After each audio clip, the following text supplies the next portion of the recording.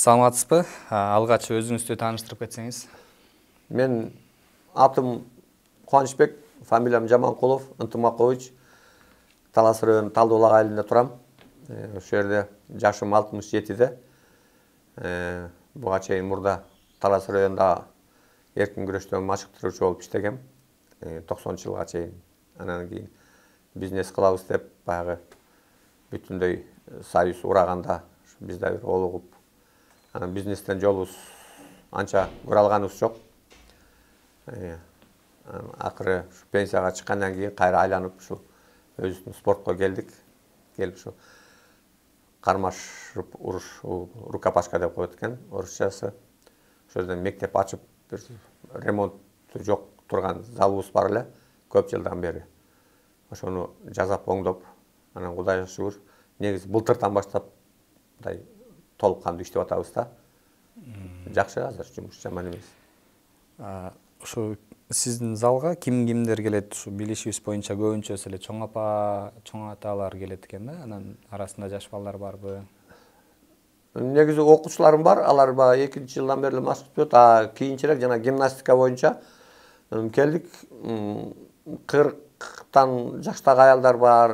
Көбү негизи 50-ден ашык, бир 60-тан ашкан, 64, 66, кече жакында эле 85-теги апа келди. Ошол бир алар саны 20-дай, анан 10дон ашык келет. Машыккангачы, ар кандай себептер менен токтоп калып. Бирок келишет да, баары эле катышып турат. Көбү ушул мындай отуруп тура албай, баса албай, же кышылдап дем ала албай, ошентип эшикке чыга албай калгандар болчу ошолор. Азыр Кудайга шүгүр, азыр өздөрү чуркап чыгат, чуркап түшөт. Баягындай адышкалар жок. Мисалы менин үйүм жанында бир 200 метр жерде бир келин келчү, ошол жарым саатта сорго басып келчү эки. Азыр проблема жок. 3 мүнөттө жетип чуркап келет. Ошонун баары ушул кыймыл аракет көп жасатам гимнастикадан. Мен өзүм кесибим башка, бирок гимнастиканы Кытай, Корея, Япондордун гимнастикасын көрүп жана арыктоо боюнча. Анан кийин меники 50 жаштан жогорку келе баштагандан кийин ошолордун жашына ылайыктап гимнастика таап, азыр ошолорду жасатып турам. Жакшы, аябай таасири күчтүү. Анан мындай оорукчал болуп калдык деп арманда болуп жүргөндөр көзү оорукчал эмес экен. Болгон кан айлануу системасы аябай жай болуп калып, тамырлар ичкери кетип, ошондон улам оорукчал жүргөн. Азыр аябай жакшы, жөн эле өздөрүнүн карууна келип, мындай баскан турган жакшы, тамак ичкендери жакшы, өң далеттери кадимкидей болуп калды. Ооруп жүргөн адамдарга азыр таптакыр окшошпойт алар. Ушу көп адамдарга дем бердиңиз, өзгөчө жашы өтүп бараткан, үйдө отуруп калган эжелерге, байкелерге дегендейчи. Анан максатыңыз кандай ушу алдыда ушул зал боюнча? Максат ушул баштап аткан ишимди күчүмдүн жетишинче, каруум келишинче мен улантып берем. Анан бул өзгөчө мына кары адамдардын келгени аябай жакшы болду. Бул көп адамдарга стимул болду. Дүйнөнүн көп жагынан мага жакшы каалоолор айтылды, телефондор чалынды. Ташкент, Алматы, Астана, Америкадан дагы жакшы комментарийлер келди. Анан тышкары эми негизи бул жакшы нерсе экен. Биздин кары адамдарга мындай орусча айтканда достойный карылык тартуулай турган жумуш экен да менин жасап аткан ишим.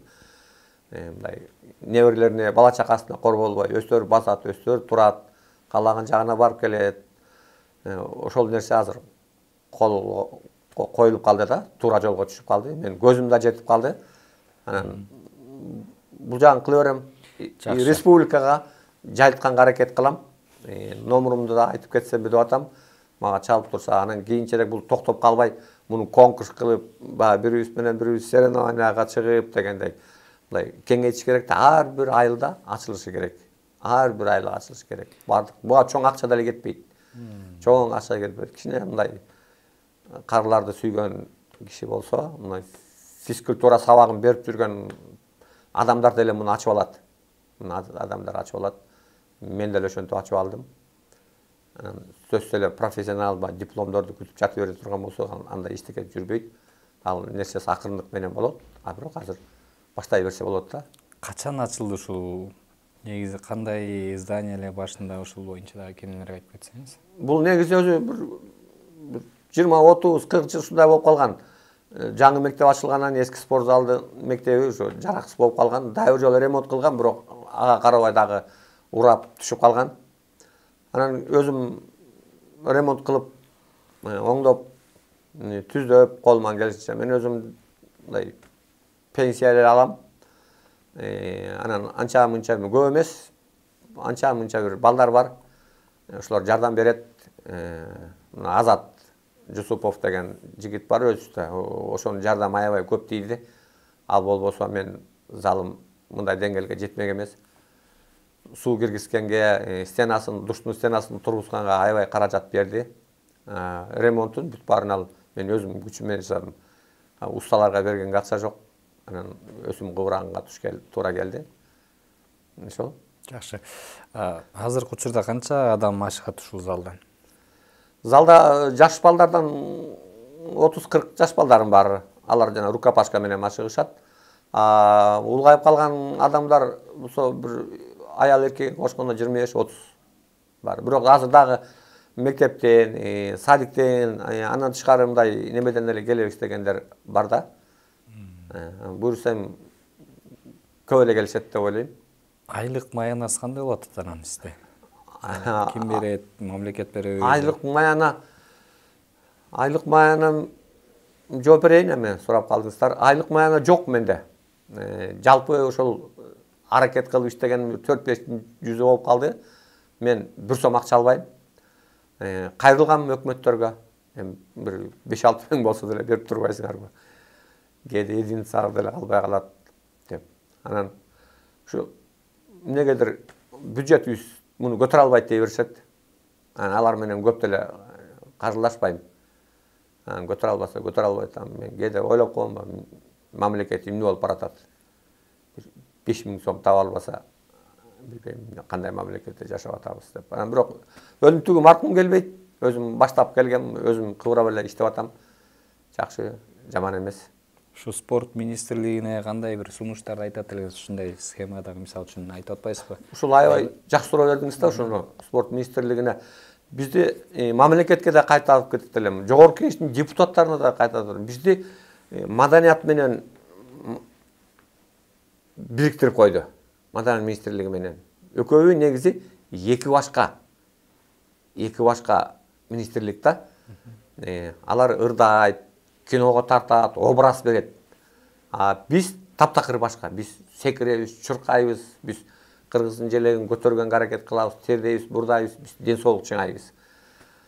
Экөө эки башка да ушу бөлүп койсо мындай кыйналбайт элек да. Биз түз кирет элек.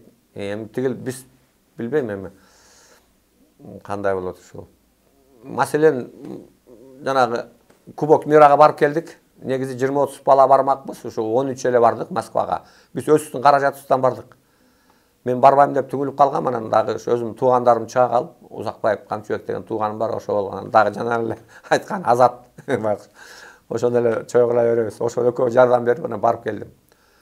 Анан дагы бир өкүнүчтүүсү, ошол мелдешип болуп атканда мен бир казак бала менен экөөбүз биринчи беттешип калып, ошол жигит кечинде мени издеп келиптир. Анан мен жашымды көрүп, угуп келип, анан экөөбүз сүйлөшүп отуруп, мен аябай таң калдым. Айтып атат, биз бир самолет менен келдик дейт.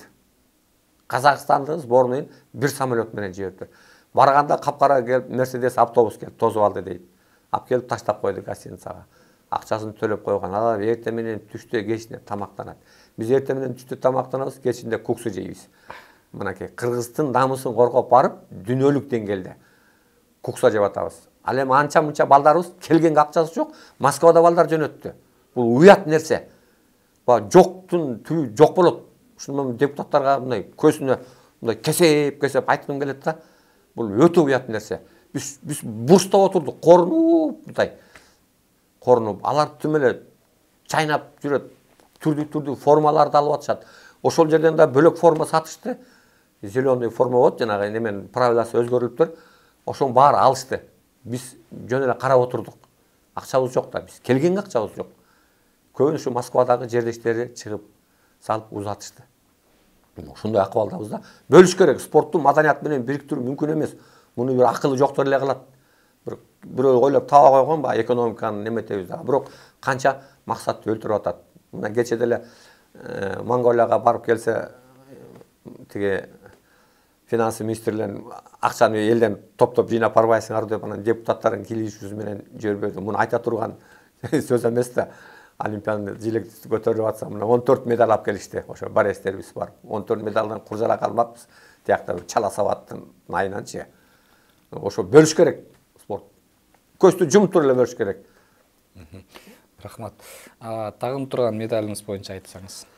Бул тагынып турган медалым кече грэпплинг боюнча Кыргызстандын ачык биринчилиги болду. Ветерандардын арасында, мен да өзүм ветерандар арасында катышып турам. Өзүмдүн багы формамды кармаганга аракет кылам. Анан келип катышып, анан байгелүү орун алып, чемпион деген наам алдым.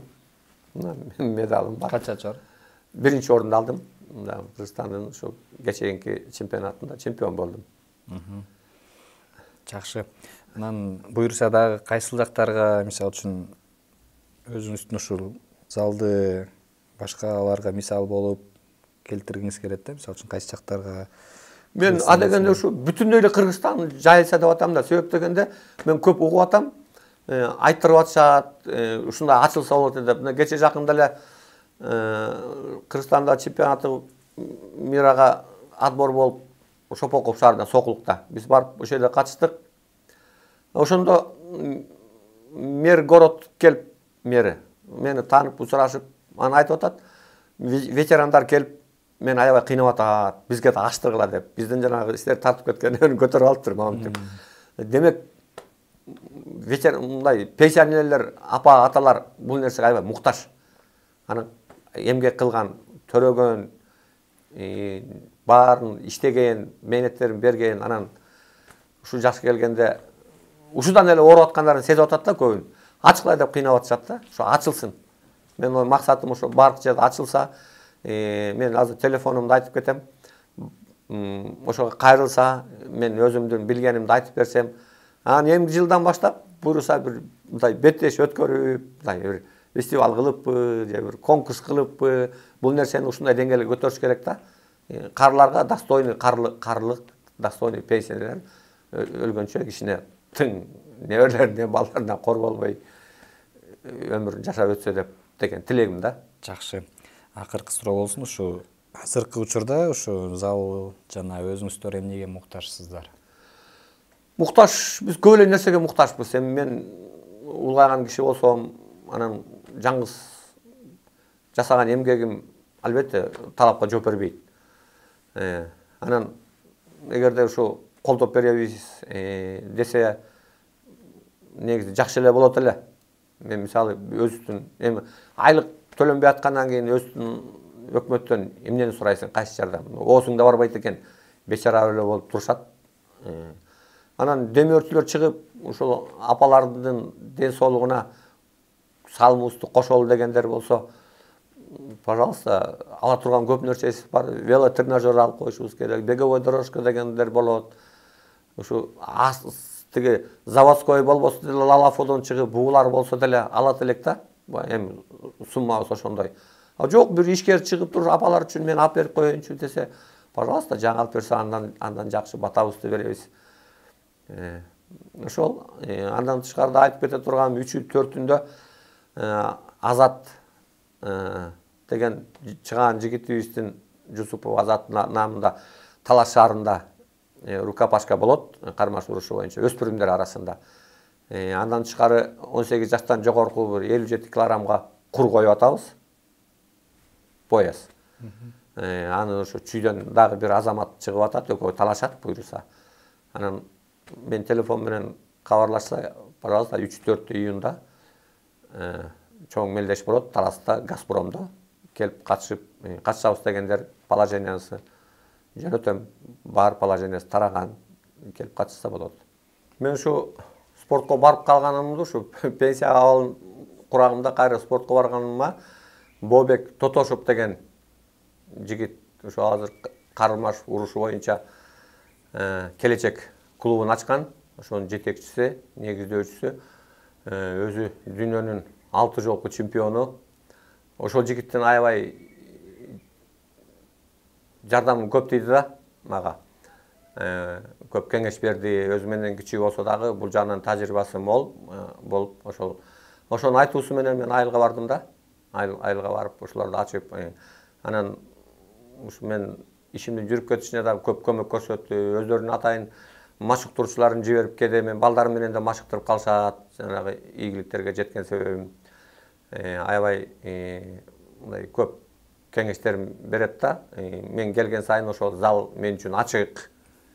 Мен үчүн ачык. Ушул эфирден пайдаланып Бобекке чоң рахмат айткым келет. Ошол негизинде жанагынтип чал кемпирлерди дагы тарбиялап алдык.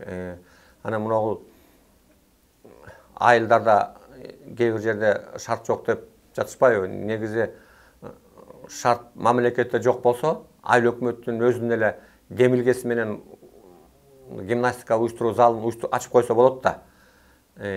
Ушул булар кары адамдар кубанганда булар жаш балдардан да өтүп кетет. Ушундай жакшы күлүп, мындай аябай кубанышып, ошолорду мен көп көрөм да. Ошондой кубанычын койнуна батпай, ушу кубанычынан ушу ден соолугунун оңолуп атканына жакшы кубанган адамдардын ушу жүздөрүн ким көргүсү келбейт. Ошон үчүн любой айыл өкмөтү өз каалоосу менен эле, мамлекети жок эле айтса, айылда азыр ишкерлер толтура. Жакшылап чакырып сүйлөшсө, ушу өздөрүнүн ата энелеринен эмнени аямак эле аябайт да. Бат эле бир кичинекей нерсени жасап койсо болот да. Бул жөн эле шылтоо. Бул жана баш жетпеген эле бирөө неметпей койбосо кара өзгөй. Жакшылык каалаган, өзүнүн ата энесине жакшылык каалаган өкмөт муну сөзсүз уюштурат. Бир да адам отказ кылбайт. Любой бала мен көп нерсемди бекер деле иштеп беришет. Ошондой нерсе бар да. Муну ачпай коюшка мүмкүн эмес. Ачсын. Ошол. Эми мен эмне деп айтмакчымын? Могул башталып калган өзгөчө мына гимнастика боюнча, спортту вообще бардыгы ар бир айылда кылышыбыз. Азыр эл жакшы эле жашайт, Кудайга шүгүр. Пейили оңолсо эле, көмөк көрсөтсө, жакшы спорт зал ар бир айылда курулуп калат. Анан спортту таштабагыла, спорт кары, жаш, аял эркек ылгабайт. Өзүңүздөр көрдүңүздөр, көзүңүздөр жетти. Анан мен ушу Кыргызстан боюнча жайылтсам деп атам. Жакында дагы ошол машыккан нерсебизди дагы жайылтабыз. Байланыш тууралуу мен телефонум азыр чыгат сиздерге. Ушул жакшы карылык, жакшы карыңыздар, кыйналбаңыздар, өмүрүңүздөр узун болсун, ден соолуктуу болгула. Ошону айтмакчымын.